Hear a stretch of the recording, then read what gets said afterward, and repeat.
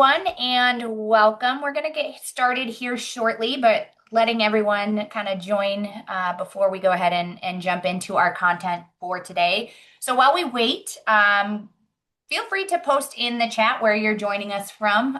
Personally, I'm joining from snowy Berkshire, Massachusetts. Sarah, how about you? A little bit less snowy, Omaha, Nebraska. Awesome. Awesome. All right, Sarah, I think we can probably go ahead and get started. We're a minute past starting time. First, I want to thank everyone for joining us here today. We know this time can be pretty busy for compliance teams, especially between, year-end reviews, validations, and submission preparation. So we truly appreciate you guys taking the time to spend part of your day with us. My name is Arielle Sutherland. I am the Director of Compliance Products here at RiskExec, and I'm really glad to be here with you today. I'm also joined by my colleague, Sarah Brons, who leads our CRA and 1071 small business lending products. Sarah, thanks for joining. Thanks, Arielle. Glad to be here. Yeah. So before we get started, a quick housekeeping note. Today's session is being recorded. And a copy of both the recording and our slides will be emailed to you after our session and be made available on our website later this week. So if you do miss anything or want to jot things down or want to share this later with a colleague who couldn't attend, you'll have access to it. I also want to take a moment here to set the stage for this particular webinar series because today is really part of a bigger picture. This session is the first in a three-part series that is going to be focused on HMDA and CRA submission preparation. Today's session is all about what to fix before you file, so identifying those common issues early, while still there's time to go ahead and correct those before submission. Part 2, which is scheduled for February 4th, will go deeper into aligning your HMDA and CRA data to really support a smooth submission, but also stronger exam outcomes.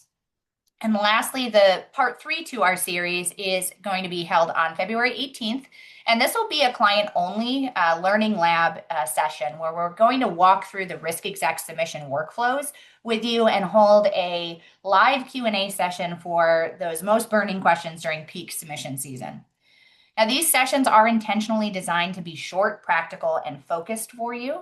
And we're really not trying to cover every single regulatory requirement here today. We're really not going to be walking through regulations line by line. Instead, focusing on areas we commonly see or problems at submission time. So issues that lead to potential edits, resubmissions, examiner questions, and a lot of that unnecessary stress that your teams may be facing.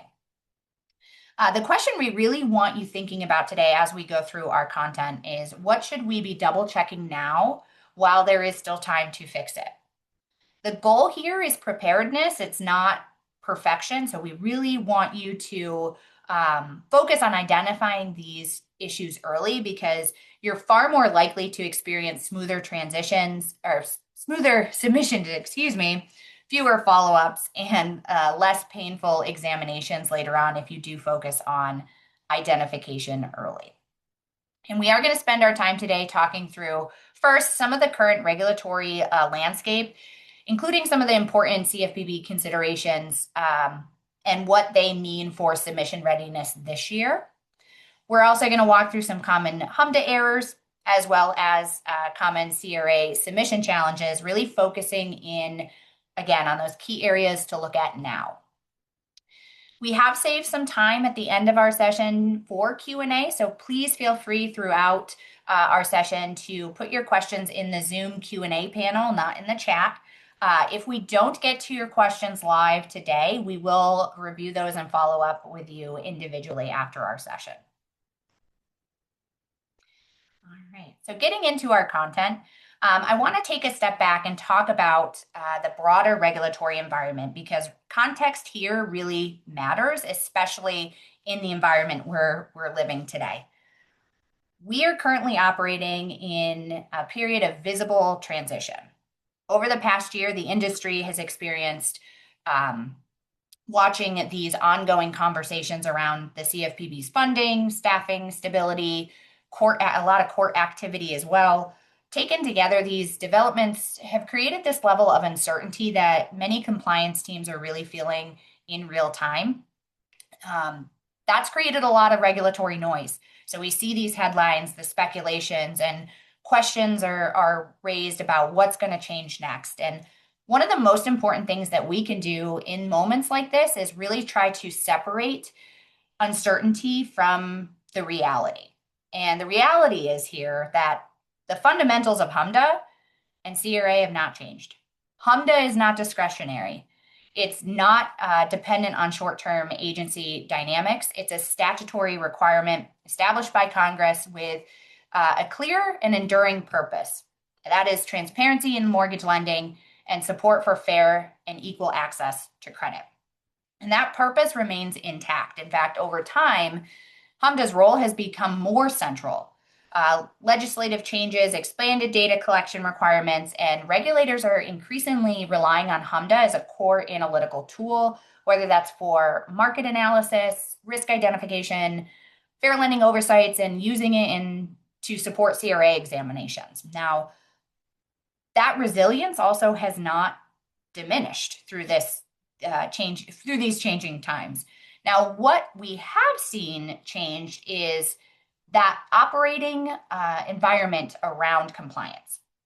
We've seen reminders recently that even the longstanding systems and processes we're used to having in place can experience disruption. So whether that's filing platform outages like we saw with Q3, changes in communication channels, which we saw a few weeks ago from the CFPB, or other internal agency challenges. Now, the moments like this don't signal the time for relaxed expectations. Really, right now, again, they're enforcing the importance of resilience.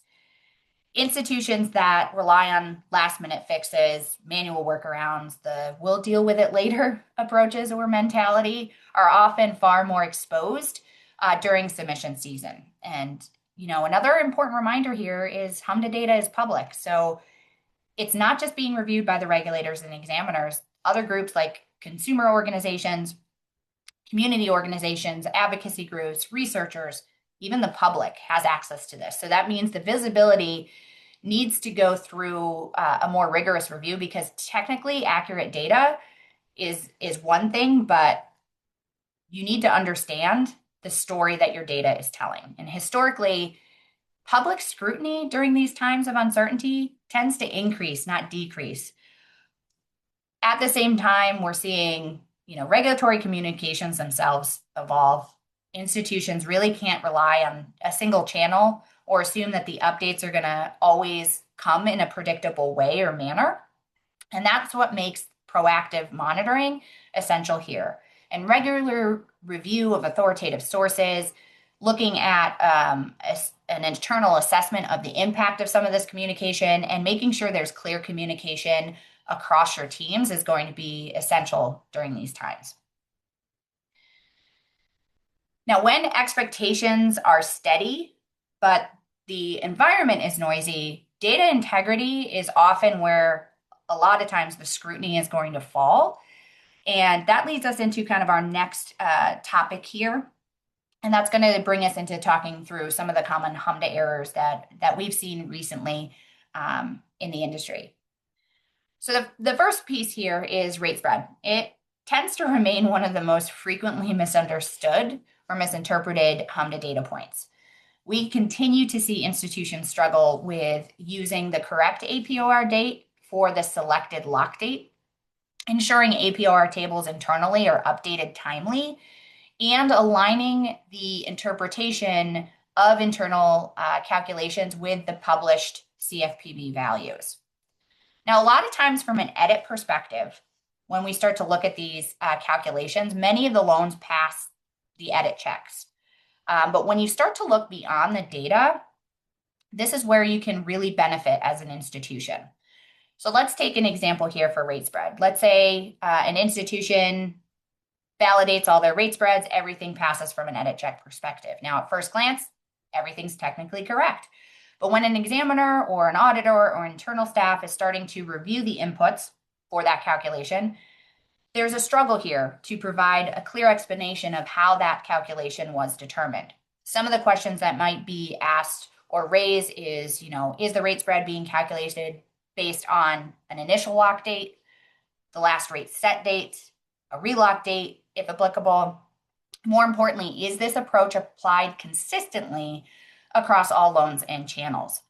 Oftentimes, what we see is this isn't a issue with a pricing strategy, but it's due to the fact that different teams or systems or scenarios are using different dates, and there's an inconsistency in how the institution is determining which APOR applies. Now, loans that were potentially relock, extended, or renegotiated may be using a different reference point than loans that were locked once or closed kind of straight through or cleanly. Now, without clearly defined processes that are consistently applied, you're going to end up with rate spread outcomes that are technically defensible on the loan by loan basis, but inconsistent when you start to look at your data at the aggregate level. And that's where your technical calculation issues are going to turn or shift from an internal data validation issue into a larger fair lending or pricing narrative problem. This is why one of the things you're going to have as a takeaway today that just because the edit check passes, it doesn't mean that there is low risk with how the data is being reported. You'll want to make sure that you can clearly explain what date is being used for rate spread purposes, why those dates are being used, and document how this process is being applied across all of your teams. And if the answer depends on who you ask or which system you use, that's going to be a first sign to take a closer review at the process and make the corrections now before you get through that submission process. Another key area I like to talk about as well is loan purpose misclassification, specifically as we start to talk about refinances. Now, these errors often happen because we're seeing institutions rely heavily on LOS defaults or early application data and don't necessarily have controls in place to validate that on the back end against the final loan terms or updated information. Again, edit check perspective, everything seems to be okay. The fields are completed appropriately, but when you start to review the data more closely, questions start to surface about not just the accuracy at the field level, but about, again, consistency and application across all of your data. So if we look at another example here, let's just say, you're showing a significant volume of refinances on your HMDA.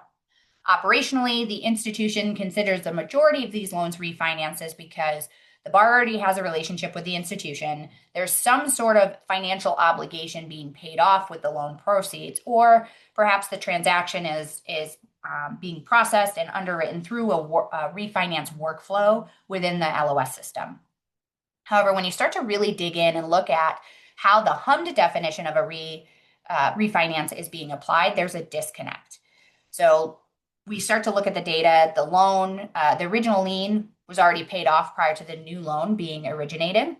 Or maybe you're finding that the loan paid off a non-dwelling secured debt, or the transaction resulted in a new lien without, again, replacing an existing one. From an operational standpoint, these loans may align with your internal terminology or your product naming, but when you start to look at it from the HMDA perspective, they don't meet the regulatory definition and should be reported under another loan purpose code, whether that's, an other purpose, a home improvement loan, or even in some instances, home purchase. Individually, again, these may seem like minor errors in your data, but when you start to look at these, again, from that aggregate view, they could skew your refinance volumes, distort your peer comparisons when we start to get into reviewing from a fair lending redlining perspective. And also, again, raise those questions on consistent application of HMDA definitions across your institution. Examiners are not going to come in and just ask whether the field is populated correctly. They're going to ask, were operational standards aligned with HMDA? Are staff consistently applying the same definitions across your different teams? And is that loan purpose supported by the loan documentation? A key takeaway here is that your system labels and your internal terminology should never override your HMDA definitions, but you should create some sort of correlation between the two job aids or some sort of helpful tool for your teams to all be aligned before you get into a situation where you're being asked these questions. Now, again, if the explanation as to why a loan is reported as a refinance relies on that's how we've always treated it, or that's what the system references it as, that's a really strong indicator that you need to take a deeper dive or another look at your data. Now, the last piece here that we are going to cover, or another area particularly, is your with action taken codes, focusing in on withdrawn versus denied applications. We frequently see a lot of times applications coded as withdrawals without clear borrower initiated requests. Timing issues where we could see, a denial should have been reported instead of that true withdrawn application, and different teams applying different standards. So again, that inconsistency. If we talk through an example here, let's say an institution looking at your aggregate level of data, we see an unusually high withdrawn rate and a comparatively low denial rate. When you start to dig in, you show that there's limited documentation in some of these files to support the borrower initiated the withdrawn request. And several files show that there is potential adverse action information that would suggest these loans should be denied. So suddenly, when you think you have a clean submission file, you start to see some of the questions raised about, whether or not your denials are being reported accurately, are fair lending metrics being skewed, and are your internal practices being applied consistently? Now, action taken is one of those fields that directly impacts your fair lending analytics, because that is denial rates is a fundamental component of those analyses. This is really the first place that examiners are going to look for if something feels off. So comparing withdrawn rates to denial rates is a great way for you to kind of take a look at your data holistically prior to submission and address any concerns before that particular process. So with that, I'm going to turn things over to Sarah, who's going to walk through some common CRA challenges institutions face as it relates to data integrity as well as submission. Thanks, Arielle. As Arielle talked through those HMDA pointers there, I think you're going to hear a lot of similarities here with CRA. The goal is really to be consistent, use a process, and make sure that you're following it. So what you'll see here today related to CRA shouldn't be new, but just good reminders as you work through your submission process. The first thing we wanted to talk through is loan categorization and revenue thresholds. So when it comes to CRA and reportable loans, the foundation has been there and is very clear. CRA reportable loans are identified based on their call code and loan amount. And really, that's what determines in the institution whether a loan is reportable as small business or small farm. Because of that, it's really critical that teams understand and lean on their institution's call code identification and assignment process. Now, the practices are going to look different in every institution, and I do recognize that some compliance teams take a deeper look at loan purpose and may decide to recategorize loans, sometimes reporting loans as CRA small business or small farm, even if the original call code didn't indicate that, or vice versa. This is where I would suggest slowing down and really evaluating this process holistically. If your CRA or your compliance team is changing the loan categorization outside of the institution's established call code process, so if you're looking at those loans and saying, I think it should be reportable or it shouldn't be, you have to think through the consequences of actions like that. This can raise broader safety and soundness questions because it's not just a CRA issue anymore. It can start to raise questions about governance and controls. We'll talk more in our next webinar about the exam process, but one thing to think about is your CRA exams are conducted by the same examiners and teams that perform your safety and soundness exams. So there's a connection there. So it's not just done in a vacuum if you're changing those codes or pulling loans in to be reported that weren't originally assigned a call code that said they should be. Your team should take time to understand how your credit teams are assigning call codes, understand their methodology. And if you truly believe that reclassification should occur, it should be an institutional discussion to understand how to approach that and make sure that it's aligned with your institution's processes.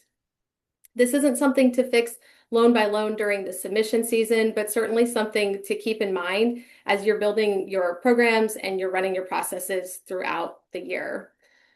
The other element to think about are those revenue thresholds. So CRA has stayed very consistent over the years. We have those three indicators of greater than $1 million, less than or equal to $1 million, and then unknown revenue. And obviously there's a lot behind that. So as an institution, you have to have a process for clearly defining and determining how you're going to identify gross annual revenue.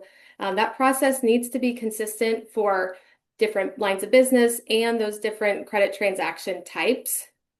In all instances, you're going to want to be able to walk back to the supporting documentation that helped you make one of those three determinations. Consistency is really important here because it might be a few years before examiners are pulling that data and asking you questions about your revenue determinations. One element I like to flag here when we talk about revenue are instances of unknown revenue. So this is one place where there are some real differences between what's accurate and what consequence that data might have in the course of an exam. So we all know unknown revenue is a permissible indicator in CRA. You can use it and it can be accurate.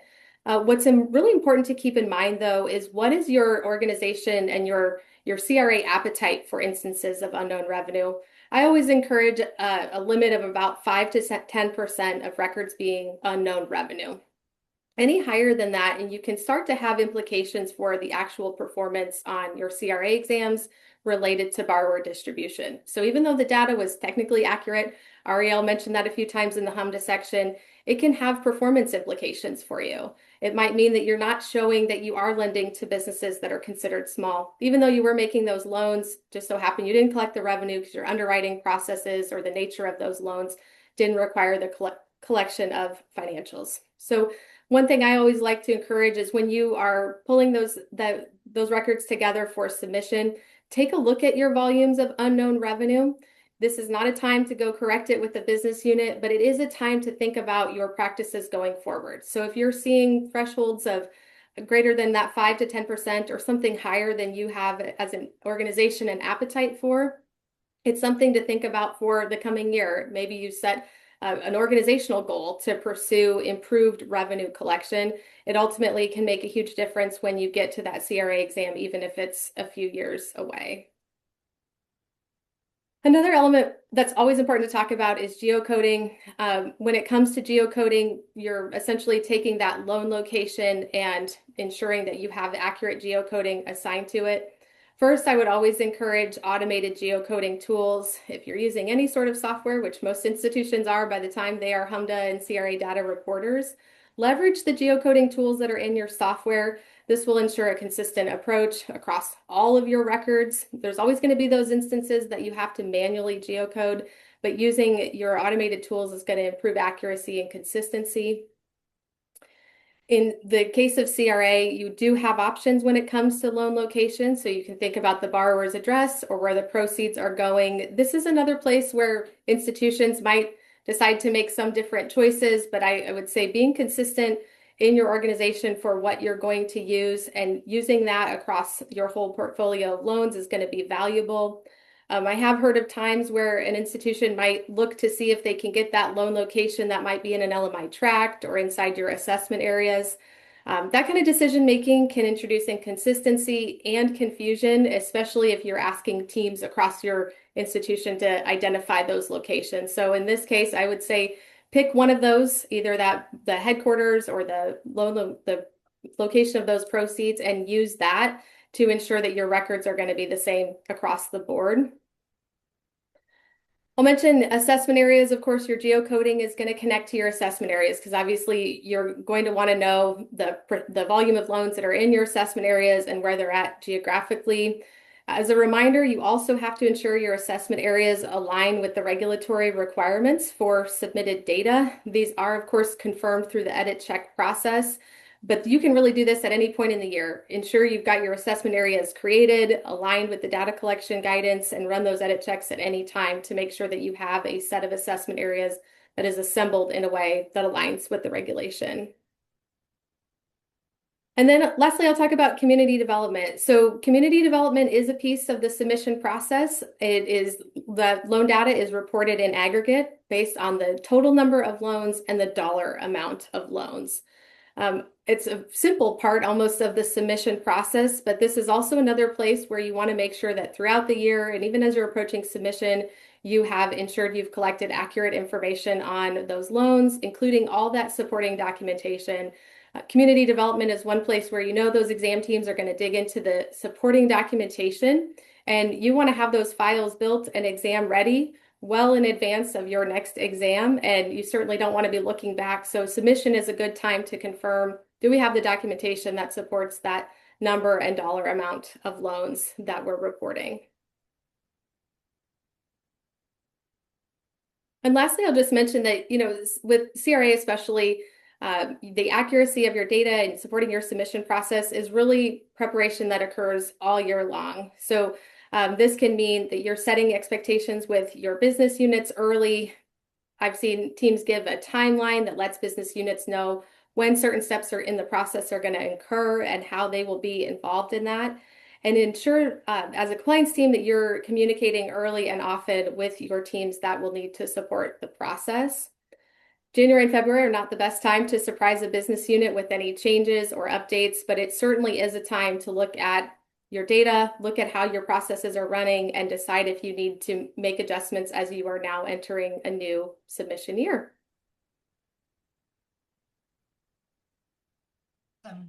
Thanks, Sarah. I think it's clear that one of the biggest takeaways from both of the common HMDA errors or pitfalls and common CRA pitfalls here is while you're preparing for submission, don't just think passing edits are equal low risk, right? Look beyond the data, look for patterns, not just the isolated errors. Ask whether or not you can explain the story, not just submit your data. And make sure your documentation and your processes support what you're reporting, not just what's in the system. Now, I do see we have a couple minutes left here. Do we have any questions that were submitted that we could answer today? Yeah, let's grab one, Arielle. So this timely one related to the CFPB communication channel. Have a question related to how are we realistically supposed to know when something changes? That's a really fair concern here. And the reality of it is, updates may not come through as, from one clean source going forward. So it's really going to be relying on a number of different sources, whether that's the CFPB and the FFIEC updates, the filing tools, technical guides, all of that. From a RiskExec standpoint, we continue to monitor that, and our approach has not changed in this aspect. And we're still tracking those updates and evaluating impact and communicating when something is relevant that we think deserves the attention. So you can always follow us on LinkedIn or our website and get our newsletter for those most recent updates, but definitely look across a number of different authoritative sources for that update. Right. Now we got 1 minute left in our scheduled time here today, but in closing, as you begin to finalize your preparations for submission, we ask that you take a step back and question, are your high-risk data fields being reviewed and validated in real time? Do your HMDA and CRA data sets tell a consistent story? Is your documentation exam ready, not just submission ready?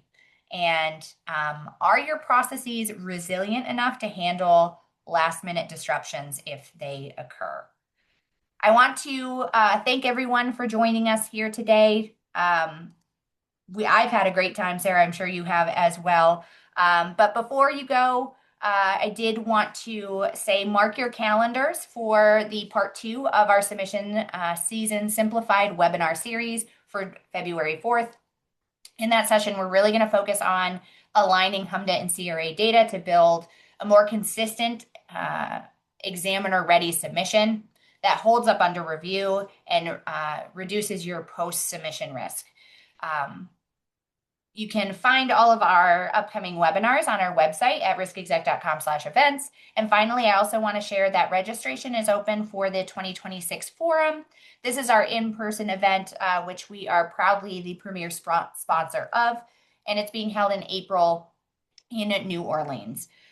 If you have any further questions or want to dive deeper into any of today's topics, feel free to reach out. You can email me directly or contact our team for some of that information. Thank you again, everyone, and we look forward to seeing you in our next session on February 4th.